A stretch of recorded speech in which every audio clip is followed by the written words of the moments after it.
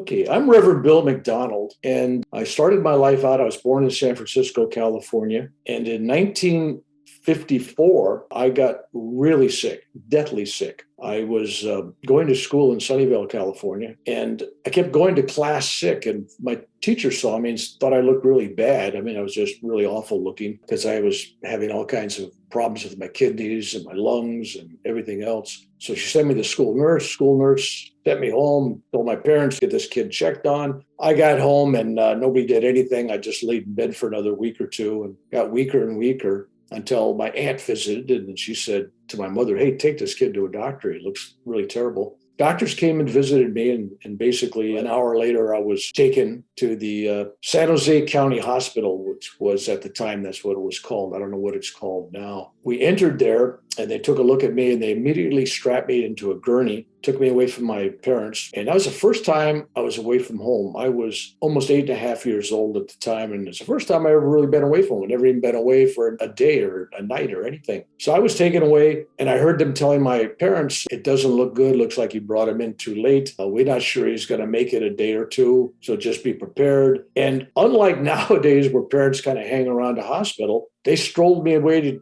down the hall, and I'm looking at the ceiling with the lights, and I'm strapped in, and my parents are gone. And there I am at 8.5 years old, totally by myself. They take me out to an isolation ward because I had mumps, I had pneumonia, I had a kidney disease, I had several other problems with me, all related from initially just getting the mumps. And the mumps, that disease progressed and cascaded down through the systems, to the lungs, to the kidneys, to other functions of my body. And so I found myself very, very weak that first evening in the hospital. And they took me into a room, and they took these real long needles and they stuck them in my back, going into my lungs to pump fluid out of my lungs.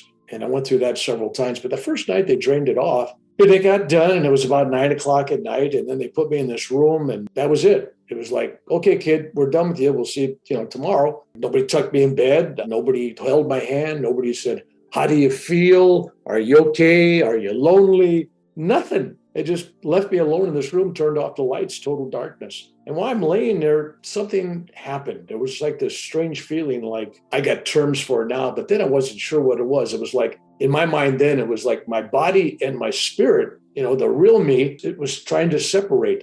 It was like trying to come out of my body, and it was nothing holding it in. And all of a sudden, I felt myself floating above this child body below me, this broken body that was really sick, very thin, very weak. And I felt the pain in my body go away. And I realized that I wasn't feeling any pain. And I glanced down because I felt like I was floating and hovering over the body. And I looked down and I felt sorry for that body. It was like, wow, I feel sorry for that body. That's in bad shape. But I knew even at that age, I was not that body. I was this spirit, or as I would say nowadays, I was this consciousness separated from that body. But at that time, it wasn't me. And it was separated. It was like it was being pulled and lifted from the body itself. Like it was trying to escape, but it wasn't fully gone. It was there, but it was like a part of me was still hanging on to it. And the room got light. So it was both light with lightness and light because there was no weight on me. It was like I was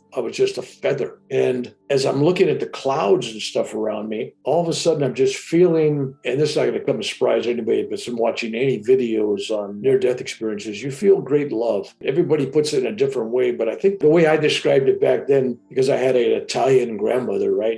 They pinch your cheeks, they hug you. It was like all of a sudden I had 1,000,000 Italian grandmothers pinching my cheeks and hugging me and just loving me. It was that kind of feeling. It was like, you're loved. Even though I had entered that hospital and was basically separated from my parents, totally lonely, and now all of a sudden I was feeling the greatest love that I've ever felt up to that time in my entire life.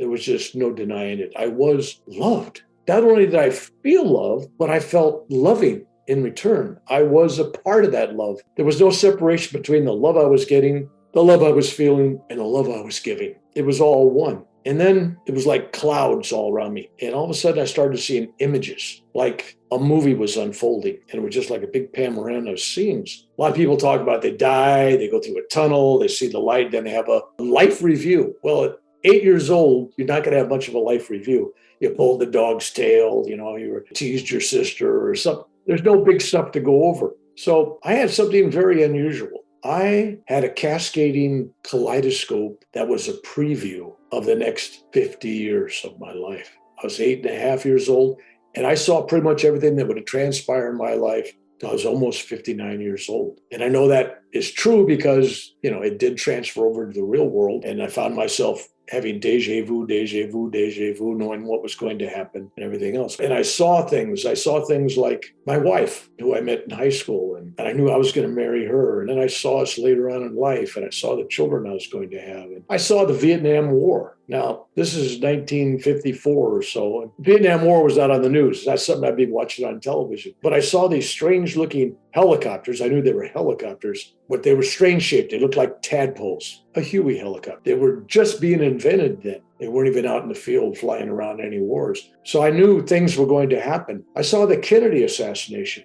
It was like I was watching it on black and white television. I even saw Ronald Reagan getting shot. I assumed that he was going to be killed. I didn't see him die, but I thought he would because I saw him getting shot. But I was wrong because he didn't die, which is good. Other than that one event that didn't come exactly as I thought it would, everything else did. What houses I was going to live at, where I was going to work, who I was going to meet, my children, college, all of it in front of me. And later in life, at the last of this presentation of images, I saw myself going to India.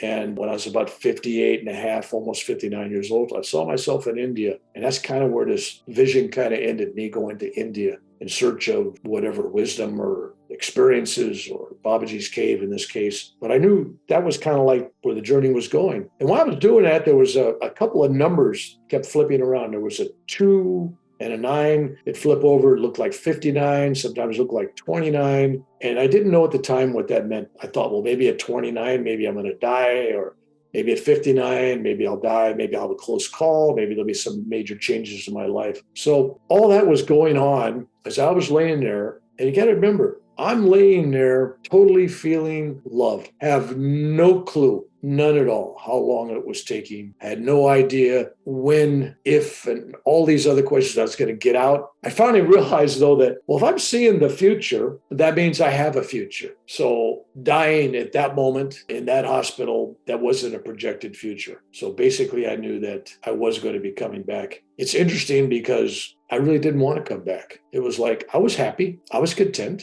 So I finally found myself drifting, literally kind of drifting back down into the body. And all of a sudden I had this heavy weight. It was like the body was, 1,000 pounds. It's when you're like a feather floating and all of a sudden you're just heavy object, this material body, it's really difficult. So I laid there and I was no longer thinking about crying because nobody was there for me. I was just feeling loved. And I ended up being in that hospital in this isolation ward for weeks, but I ended up being in the hospital for a year. 1 year of pretty much mostly isolation, bed rest, couldn't get out of bed, had to stay in bed. I found myself having nothing but time every day to do absolutely nothing. I had no television, no radio, no books, no newspapers, no coloring books, no toys, no phones, no cell phone, obviously, not even a landline. Nothing. I had visitors come on Sundays, usually. My mother and my stepdad would come, and I'd see them for 10, 15 minutes, and they'd be off. And that would be it. So the entire week, I'd have 10 to 15 minutes of visiting, and the rest of the time, I'd be left to my own devices. I'd be in a room by myself. Now, people have heard me tell this story, and they go, wow, you're alone. I mean, that's really terrible. And I go, no, it was absolutely one of the best things that ever happened to me, because while I was alone all that time, my mind became like a playground where I could explore my inner thoughts, my inner feelings. I made up my own meditations. So I was spending my time in bed, exploring through my imagination, my visualization, and through my inner meditations every day. I was spending my time in this bliss. And I started having conversations with God, with Jesus. There was nobody else around to talk to. So in my mind, I was sharing everything with Jesus. And that was my big thing at the time. It was like, I got to share this with Jesus. Hey, Jesus, here I am. Wouldn't be speaking out loud. It's all inside my head.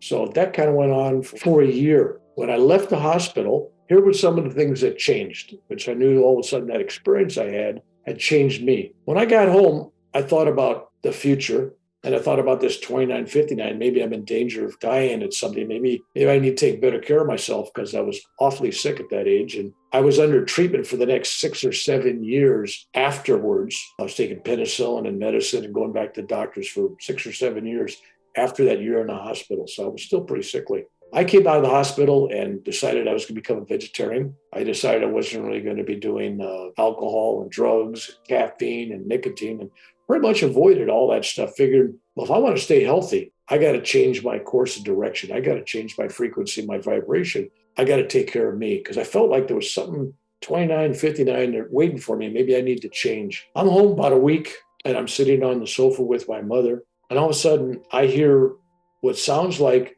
a church choir, but it's beautiful. It's all these feminine, beautiful voices and it's singing and it's just, and I'm looking around, there's no television on, no radio on, no record player on, nothing. My mother comes in and she says, you hear that? And I go, yeah. So we both heard it. And we walked through the whole house checking to see if we can find the source of this heavenly choir, this angelic chorale of music. It was just, the vibration of it was just so loving. So we went outside, we walked the block down the street each direction and looked around. Wherever we went, the sound never changed the volume. It was always the same level. And it was penetrating. It was like surround sounds. It was like penetrating. It was there. The sound would vibrate your whole body. My back, my spine was just like vibrating. And so we gave up trying to find the source of it. My mother finally goes, well, that's probably the angels are singing to you. Enjoy it. So we did. So the next day, I have 2 dogs, and my smallest dog got out, ran out in front of the house and got hit by a car. Car was going about 40 miles an hour. Flattened this dog. Boom, he's laying out in the street. I hear the sound of the crash. I run out there, and the dog's got blood coming out, trickling out of its mouth, its nose, trickling out of its eyes, out of its ears. It's kind of flattened. It's got a tongue hanging out. Practical purpose, it looked dead. I picked it up, and I brought it in the house, and I really, really loved this dog. And I tried to do something for it that I had taught myself while I was in the hospital. But at the time I was in the hospital, I kept thinking, well, if you're charging your body up with all this energy, but if you're not using that energy physically, where's it going? So I thought it was like you're charging your inner batteries. So I pictured it like I have batteries inside it when I could charge up my body and bring in through tension and visualization of energy coming in. I'd have this energy there like my battery was charged. I decided to use that thought process on my dog. So I took the dog in the house, had it on my lap, and I put my hands on the dog's torn up, broken body. And I just energized that, visualized light, energy, and love coming out my fingertips into the dog. And it was like static electricity went, and it was like, boom, clear, with the defibrillator. Dog got up, ran around, lived his rest of his life until he was finally killed later on. But it was years. And so my time in the hospital and my experience with the near death, it taught me several things. 1, we are loved more than we could ever imagine. 2, we are guided. There are guides on the other side. I felt guided. When I came home, when I heard that angelic choir, it felt like I was being looked after, cared after, and I was protected. So people talk about the ultimate question is, did you ever get changed by a near-death experience? And I'm saying, yes, absolutely. And at 8.5 years old when it happened, it changed me profoundly. Not only become a vegetarian, but I also became drug-free, alcohol-free, smoke-free, everything. Took care of myself. I changed my destiny to the destiny that I foresaw. And I learned something about healing in the process as well, for myself, for my dog, and for others. And so that's what I do now. I go out and I teach workshops all across the world. I just was speaking and doing healing process workshops in India this last January, and I've been to Salt Lake City and New York and North Carolina, all over the country. And I'm going to go to other countries over the next couple of years, teaching what I've learned from my first near-death experience. Hey, fellow NDE fans, we have some exciting things coming up on the other side, but we could really use your help and support to keep going with this channel. Our outreach team works around the clock, making sure to bring you the best NDE stories that we can find. But now we're looking to expand into other countries to get near-death experiences from around the globe. However, we need your help and support to make this happen. This is why we're introducing our YouTube membership program. Get access to exclusive ad-free episodes that haven't been on YouTube. Watch and participate in live Q&As with the guests. Engage directly with us and NDEers. Participate in giveaways and live events. And most importantly, you will ensure our channel's continuous efforts to seek out and uncover these important experiences worldwide. Support us by hitting the Join Now button below. Thank you for your continued viewership and support. Your help will make a difference, and we look forward to building our community together with you.